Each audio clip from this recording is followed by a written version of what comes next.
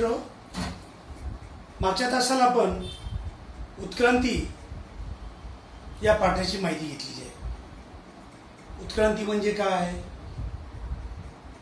उत्क्रांतीची संकल्पना, प्राण्यांच्या उत्क्रांतीचे टप्पे आणि मानव सदृश वानर याविषयी माहिती घेतलेली आहे। एप नावाच्या वानरापासून उत्क्रांत होत आदी मानव निर्माण झाला आणि त्याने हळूहळू उत्क्रांत होत पुढील टप्पा गाठला आणि तो टप्पा म्हणजे हाताचा उपयोग करणारा मानव, हत्यार निर्मिती करण्यासाठी हातांचा वापर करणारा मानव अशी त्याची ओळख झाली। त्यामध्ये त्याचा पुढचा टप्पा आपण पाहणार आहोत, मानवाची वाटचाल। उत्क्रांतीमध्ये होणारी मानवाची वाटचाल कशा प्रकारे झालेली आहे त्याविषयीची माहिती आपल्याला घ्यायची आहे। कुशल मानव ते आधुनिक मानव नावाचा एक मुद्दा आणि दुसरा मुद्दा आहे प्रगत बुद्धीचा मानव आणि संस्कृती। या दोन मुद्द्यांची माहिती आपण आजच्या पाठाला घेणार आहोत। यामध्ये कुशल मानव म्हणजे काय ते आधी पाहू आपण। हातांचा कुशलतेनं वापर करणारा मानव म्हणजे कुशल मानव, हातांचा वापर करणारा मानव। आता इतर प्राणी जे आहेत, मनुष्य सुद्धा एक इतर प्राण्यांप्रमाणेच प्राणी आहे। एप नावाच्या वानरापासून उत्क्रांत होत हळूहळू मानव बनलेला आहे। सुरुवातीला मनुष्य इतर प्राण्यांप्रमाणेच हातांचा वापर सुद्धा चालण्यासाठी करत होता आणि त्यात सुधारणा होत होत हळूहळू हातांचा वापर त्यांनी हत्यार निर्मितीसाठी केला। तो टप्पा म्हणजे कुशल मानव त्याला म्हणतात। या मानवाच्या अस्तित्वाचा पहिला पुरावा आपल्याला पाहायला मिळतो। सगळ्यात प्रथम तो आहे दक्षिण आफ्रिका खंडातील टांझानिया आणि केनिया या देशाच्या भूभागामध्ये आपल्याला पहिला पुरावा अशा प्रकारचा मनुष्य अस्तित्वात होता, आदी मानव। त्याचा पुरावा आपल्याला सर्वप्रथम आफ्रिका खंडामध्ये टांझानिया आणि केनिया या देशांच्या भूभागामध्ये सापडलेला आपल्याला आढळतो। त्याचा शोध लावणारा, या मानवांच्या अस्तित्वाचा शोध लावणारा लुई लिकी नावाचा शास्त्रज्ञ, कुशल मानवाच्या अस्तित्वाचा शोध लावणारा शास्त्रज्ञाचं नाव आहे लुई लिकी। या शास्त्रज्ञाने तो शोध लावला कुशल मानवाचा। होमो हॅबिलियस हे नाव दिले त्यांनी, या मानवाला होमो हॅबिलियस हे नाव दिलं। कोणी दिलं? लुई लिकी या शास्त्रज्ञाने। कारण त्याच्या अवशेषासोबत मानवाचे जे अवशेष सापडले त्या अवशेषासोबत त्याने बनवलेली काही हत्यारं त्या अवशेषाबरोबर मिळाली। लॅटिन भाषेमध्ये होमो या शब्दाचा अर्थ आहे मानव। लॅटिन भाषेमध्ये होमो या शब्दाचा अर्थ आहे मानव आणि हॅबिलिस याचा अर्थ आहे हातांचा कुशलतेने वापर करणारा। म्हणून त्याला होमो हॅबिलियस हे नाव कुणी दिलं? लुई लिकी। लुई लिकी कोण आहे? शास्त्रज्ञ। त्यांनी काय शोध लावला की सगळ्यात पहिल्यांदा आफ्रिका खंडामध्ये टांझानिया आणि केनिया या देशाच्या परिसरामध्ये त्याला कुशल मानवाचा शोध लागला।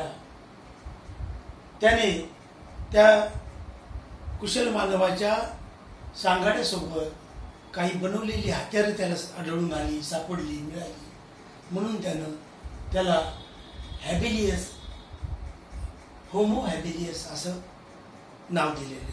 होमो म्हणजे लॅटिन भाषेमध्ये होमो या शब्दाचा अर्थ होतो मानव आणि हॅबिलियस या शब्दाचा अर्थ होतो कुशलतेने वापर करणारा, हाताचा कुशलतेने वापर करणारा. त्यानंतर हा जो मानव आहे, कुशल मानव, हा 2 पायावर उभा राहून चालू शकत होता. त्याचबरोबर त्याचा पाठीचा कणा मात्र काय होता, थोडासा बाक आलेला होता, किंचितसा वाकलेला होता, असं वाकलेला होता. पाठीचा कणा असं किंचितसा काय झालेला होता, बाक आलेला होता. त्याचबरोबर या मानवाचा मेंदू एप वानरापेक्षा मोठा होता. या मानवाचा मेंदू, आधी मानवाचा मेंदू एप नावाच्या वानरापेक्षा मोठा होता. कारण एप नावाच्या वानरापासूनच काय झालेले, आधी मानव निर्मिती झाली, उत्क्रांत होत निर्मिती झालेली आहे. त्याच्या चेहऱ्याची ठेवण आणि हातापायाची ठेवण किंवा वैशिष्ट्ये एप नावाच्या वानरासारखीच होती, फक्त मेंदू मात्र मोठा होता. कुशल मानवाने बनवलेली हत्यारं मोठ्या प्राण्यांची शिकार करण्यासाठी उपयोगी पडत नव्हती. कुशल मानवाने बनवलेली जी हत्यारं आपल्याला पाहायला मिळतात, ती हत्यारं मोठ्या प्राण्यांची शिकार करण्यासाठी उपयोगी पडत नव्हती. मग काय उपयोग होता त्याचा, तर मांस खरवडणं, हाडांच्या पोकळीमधला मगज मिळवणं किंवा ते मिळवण्यासाठी ती हाडं फोडणं, या कामापुरतीच त्याची हत्यारं उपयोगात येत होती. त्याचबरोबर इतर प्राण्यांनी केलेल्या शिकारीतला राहिलेला उरलेला भाग किंवा उरलेलं मांस हा खात असावा असा अंदाज, असं त्यांनी अनुमान पण काढलं. कोणी काढलं अनुमान? लुई लिकी या शास्त्रज्ञांनी काढलं. त्यांनी जो कुशल मानवाचा अभ्यास केला, त्या अभ्यासाच्या आधारे त्यांनी ही सर्व माहिती सांगितलेली आहे.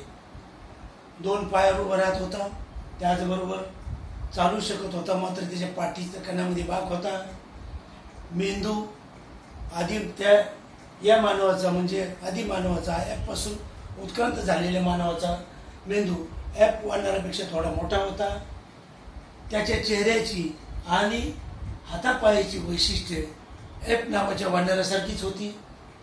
कुशल मानवाने बनवलेली हत्यारं मोठ्या प्राण्यांची शिकार करण्यासाठी उपयोगी नव्हती, तर त्याचा उपयोग मांस खरवडून खाणं किंवा पोकळीमधलं मगज काढण्यासाठी हाडं फोडणं, याच कामापुरता उपयोग त्याच्या हत्याराचा होत होता.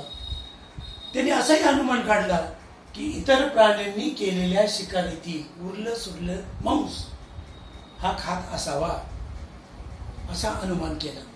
त्याचबरोबर तो छोट्या प्राण्यांची शिकार करत असा, फार मोठ्या प्राण्यांची नाही, सश्यासारखा छोटा प्राणी किंवा सश्यापेक्षा लहान प्राणी तो मारून खात असा. त्याचबरोबर खाण्यासाठी पक्ष्यांची अंड्याचा वापर करायचा किंवा फळं, वेगवेगळ्या झाडांची फळं, त्याचाही वापर तो खाण्यासाठी करायचा. कंदमुळं गोळा करत असायचा, कंदमुळं जे आहेत ते गोळा करून खायचा. अशा प्रकारचा अनुमान लुई लिकी या शास्त्रज्ञाने कुशल मानव त्यांनी जे नाव दिलेलं आहे होमो हॅबिलियस, त्याच्याविषयी आपल्याला एवढी माहिती सांगता येईल.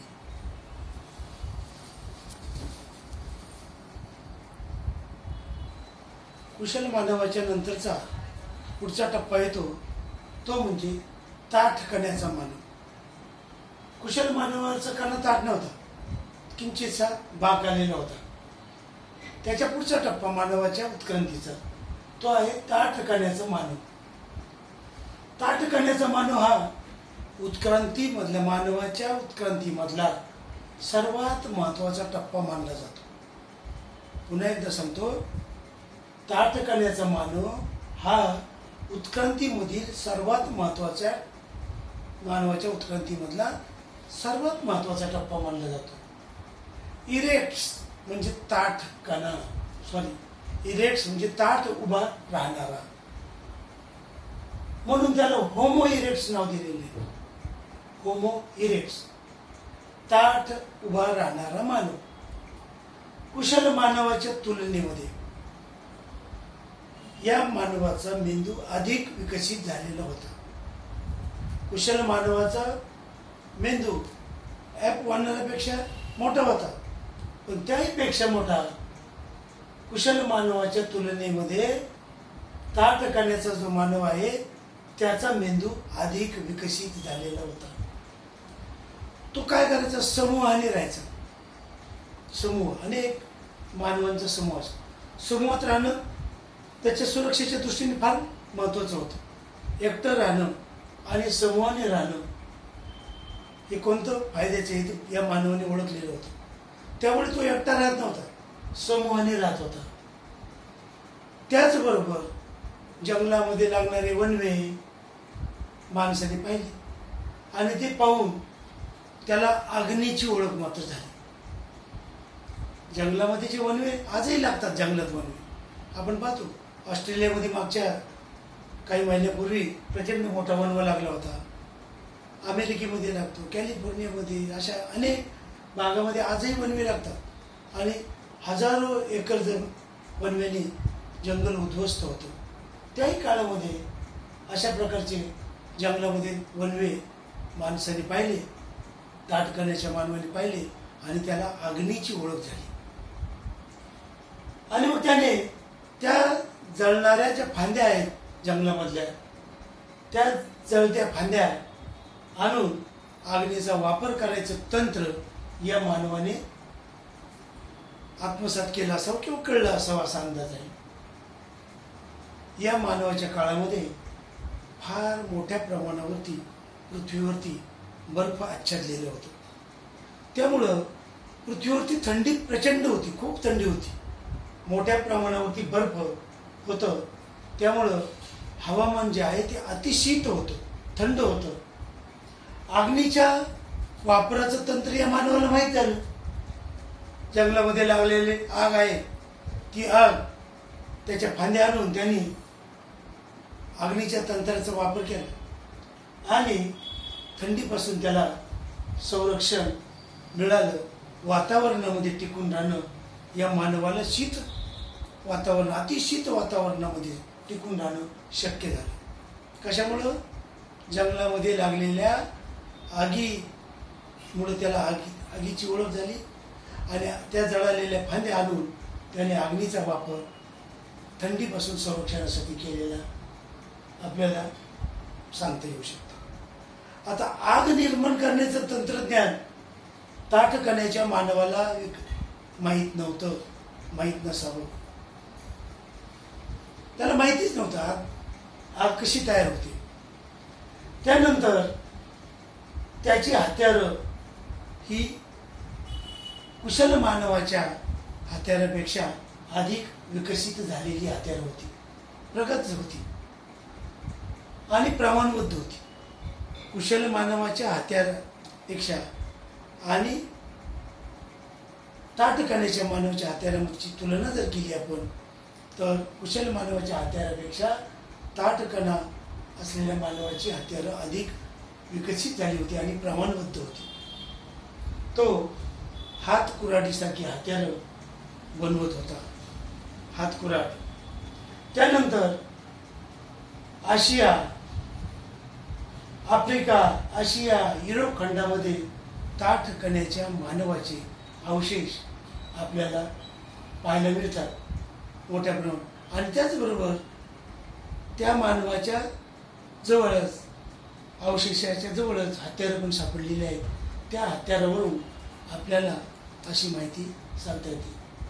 त्यानंतर मानवाच्या उत्क्रांतीचा पुढचा टप्पा आहे तो म्हणजे शक्तिमान मानव. पहिला टप्पा कुशल मानव, दुसरा टप्पा ताठ करण्याचा मानव, तिसरा टप्पा शक्तिमान मानव. यामध्ये विकासाचा आणखीन एक टप्पा म्हणजे शक्तिमान मानव आहे. शरीरयष्टी धिप्पाड होती. याचे अवशेष सगळ्यात प्रथम युरोप खंडामध्ये, जर्मनी देशामध्ये निअँडरथल या ठिकाणी सापडले. युरोप खंडामध्ये निअँडरथल या ठिकाणी शक्तिमान मानवाचे अवशेष पहिल्यांदा सापडले. शरीरयष्टी धिप्पाड होती. त्याचबरोबर त्याला निअँडरथल मॅन असंही म्हणलं जातं. जर्मनीमधल्या निअँडरथल या ठिकाणी त्याची अवशेष सापडले म्हणून त्याला निअँडरथल मॅन असं म्हणतात. त्याचा मेंदू या दोन्ही मानवाच्या टप्प्यापेक्षा अधिक विकसित झालेला होता. कुशल मानव आणि ताठकण्याच्या मानवाच्या टप्प्यापेक्षाही पुढचा टप्पा मेंदूचा विकसित टप्पा झालेला आपल्याला पाहायला मिळतो. शक्तिमान मानव प्रामुख्याने गुहेमध्ये राहत होता. त्याचबरोबर तो दगडाचे कोटे आणि दगडाचे छलके, धारदार असे छलके यांचा वापर वेगवेगळ्या आकाराची हत्यारं तयार करण्यासाठी शक्तिमान मानव वापरत असे. ती हत्यारं लांब हाडाच्या किंवा लाकडाच्या दांड्यावरती बसून भाला, कुऱ्हाड यासारखी शस्त्र शक्तिमान मानवाने तयार केलेली आहे. हा मानव मोठ्या प्राण्यांची शिकार करत होता.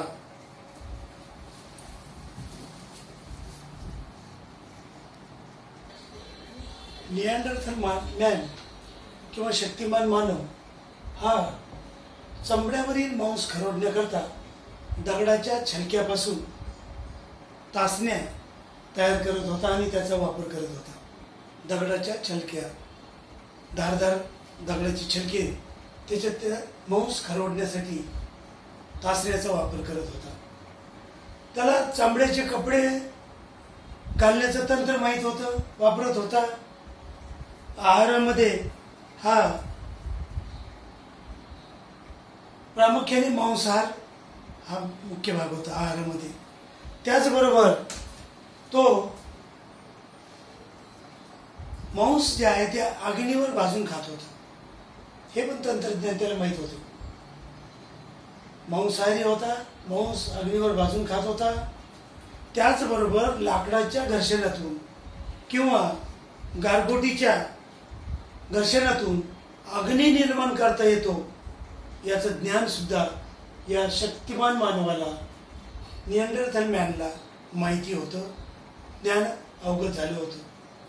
आपण आजही पाहतो नॅशनल जिओग्राफी किंवा डिस्कवरी सारख्या चॅनलमध्ये जंगलामध्ये कमीत कमी साहित्य घेऊन कसं जगता येतं त्यासाठी ते लाकडाच्या घर्षणावर वीज तयार करतात, अग्नी तयार करतात आणि त्याच्यापासून अन्न भाजताना आपल्याला पाहायला मिळतो. तशाच प्रकारे लाकडाच्या घर्षणातून किंवा गारगोटीच्या घर्षणातून अग्नी निर्माण करण्याचं तंत्र शक्तिमान मानवाला माहिती झालेलं होतं. त्याचबरोबर काही कलात्मक कौशल्य सुद्धा त्याने आत्मसात केली होती. त्यामध्ये थोडेफार जुजबी आवाज काढून तो संवाद साधण्याचा प्रयत्न करत होता.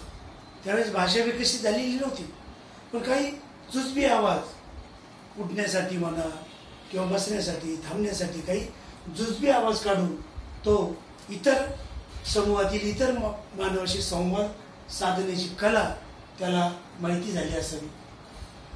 त्याचबरोबर समूहातील जर एखाद्या व्यक्तीचा मृत्यू झाला तर शक्तिमान मानव हा मृत व्यक्तीसोबत हत्यार, प्राण्यांची शिंग हे पुरत होतं असं आपल्याला निदर्शनास येतं, पुरत असावं. त्याचबरोबर मृत व्यक्तीच्या अंगाला लाल माती लावत होता. एखाद्या समूहातील व्यक्तीचा मृत्यू झाला तर तो काय करायचा, मृत व्यक्तीसोबत हत्यार आणि प्राण्यांची शिंग पुरत होता.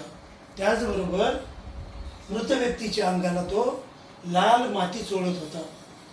दफन करण्यासंबंधी काही विधी, काही तंत्र प्रस्थापित झालेलं होतं असं आपल्याला निदर्शनास येतं. काळाच्या ओघामध्ये या मानवाने आफ्रिका खंडातून काही समूहांनी आशिया खंडामध्ये स्थलांतर केलेलं आपल्याला पाहायला मिळतं. अर्थातच आशिया खंडातून आफ्रिका खंडामध्ये स्थलांतर झाल्यानंतर वातावरणामध्ये बदल झालेला आहे आणि मग त्याला अन्न मिळवण्यासाठी काही संघर्ष करावा लागला, हे मात्र निश्चितच आहे. त्यामुळं या संघर्षामधून या जीवनाच्या कलेमध्ये, अन्न मिळवण्याच्या कलेमध्ये, जीवन जगण्याच्या कलेमध्ये त्याने काही नवीन पद्धती आत्मसात केल्या किंवा कराव्या लागलेल्या आहेत. हत्यारांच्या पद्धतीमध्ये सुद्धा सुधारणा झाली, पण यासाठी मात्र हजारो वर्षाचा कालावधी लागलेला आहे. शक्तिमान मानवापेक्षा अधिक प्रगत मानव हा पुढचा टप्पा जो आहे तो बुद्धिमान मानव म्हणून या नावाने ओळखला जातो. त्याचा परिचय पुढे पाहणारच आहोत आपण, बुद्धिमान मानवाचा. परंतु शक्तिमान मानव आणि बुद्धिमान मानव हे दोन्ही काळातील मानव काही काळ हे एकत्र नांदत होती, एकत्र राहत होती. युरोपामध्ये बरोबर ते राहत होते एकत्र. बुद्धिमान मानवाच्या समूहाबरोबर शक्तिमान मानवाचा संघर्ष झाला किंवा पर्यावरणातल्या बदलामुळं शक्तिमान मानवाला जुळवून घेता नाही आलं. त्यामुळं या कारणांनी शक्तिमान मानवाचं अस्तित्व हळूहळू संपुष्टात आलं. आता हा जो कालखंड आहे, हा कालखंड सुमारे 30,000 वर्षापूर्वीचा आहे. आता कसं कळतं आपल्याला 30,000 वर्षापूर्वी शक्तिमान मानव नष्ट झालेला? तर वैज्ञानिक पद्धतीमध्ये कर्ब 14 पद्धतीच्या आधारे जे मिळालेले सांगडे आहेत, अवशेष आहेत, त्याच्या आधारावरती हा कालखंड आपल्याला सांगता येतो. 30,000 वर्षापूर्वी शक्तिमान मानवाचं अस्तित्व संपुष्टात आलेलं आहे. यानंतरचा पुढचा भाग जो आहे तो आहे बुद्धिमान मानव, आणि ती माहिती आपण पुढच्या टप्प्यामध्ये पाहणार आहोत.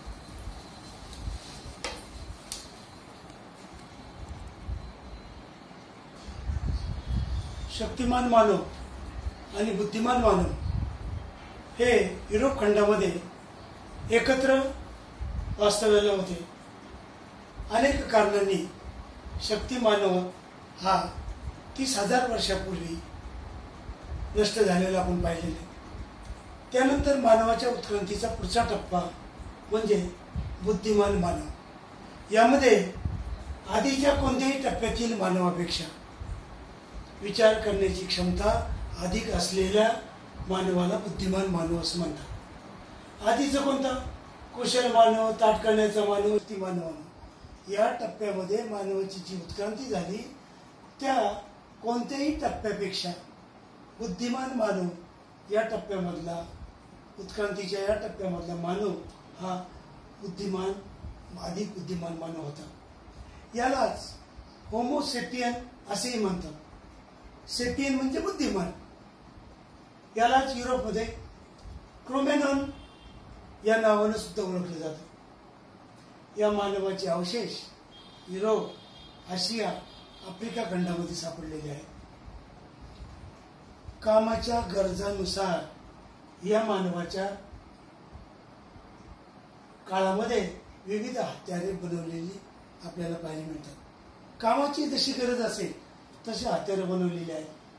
दगडाची छोटी पाती काढून, धारदार पाती काढून लाकडाच्या किंवा हाडाच्या खाचीमध्ये बसून हत्यारं बनवलेली आपल्याला पाहायला मिळतात. उत्क्रांतीच्या प्रक्रियेमध्ये बुद्धिमान मानवाचे स्वरयंत्र विकसित झाले होते, ऐकण्याची क्षमता. या जो बदल झाला तो ऐकण्याच्या क्षमतेमध्ये विकसित झाली होती. यंत्रणा विकसित झालेली. जबड्याचा आणि स्नायूच्या रचनामध्ये सुद्धा बदल झालेला आहे, ती सुद्धा विकसित झालेली आहे. तसेच या मानवाच्या उत्क्रांतीच्या टप्प्यामध्ये बुद्धिमान मानवाची जीभ अधिक लवचिक झाली होती. विविध ध्वनीचा उच्चार तो करू लागला. त्याचबरोबर आवाजाला हवं तसं वळण देऊ लागला. जीभ लवचिक असल्यामुळं तो उच्चार करू लागला आणि विविध ध्वनीचा हवा तसा त्याला ध्वनीला वळण देऊ लागला आवाजाला. दृश्य वस्तूंचं आकलन, मनातील भावना, कल्पनाशक्ती या आधारावरती हा मानव शब्दरूप मांडणी करू लागला, शब्दांचा उच्चार करू लागला. तसंच निरीक्षण आणि कल्पनाशक्ती यांच्या आधारावरती या मानवाने विविध प्रकारची चित्र काढलेली आपल्याला पाहायला मिळतात. कलात्मक वस्तू बनवू लागला. त्याचबरोबर वेगवेगळे चित्र काढू लागला. म्हणून याला बुद्धिमान मानव असं म्हणतात किंवा विचार करणारा मानव असं आपण म्हणतो. मानवाच्या उत्क्रांतीच्या टप्प्यामध्ये हा एक टप्पा फार महत्वाचा आहे. त्या पुढचा जो भाग आहे तो म्हणजे प्रगत बुद्धीचा मानव आणि संस्कृती कशा प्रकारे विकसित झाली त्याची माहिती आपण पुढील भागामध्ये घेणार आहोत.